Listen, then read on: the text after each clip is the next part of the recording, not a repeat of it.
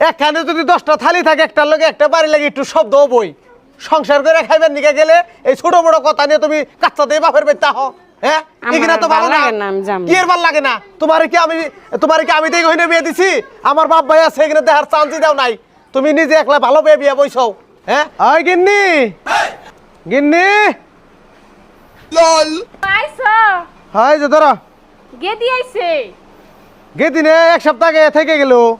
হ আবার আজকে আইছে কি বা হইছে জামাই বাড়ি কানতে কানতে আইছে। আর গেদিয়ে বলে ও জামার ভাত খাবো না মেলা বলে জ্বালায় কো গেদি কো গরে গেদি ডাক দাও সে দেখি আর 2 দিন পর পর কি বাহানা কি বঙ্গি করে তোরা এবার কও যাও গেদি আর এবার কও গেদি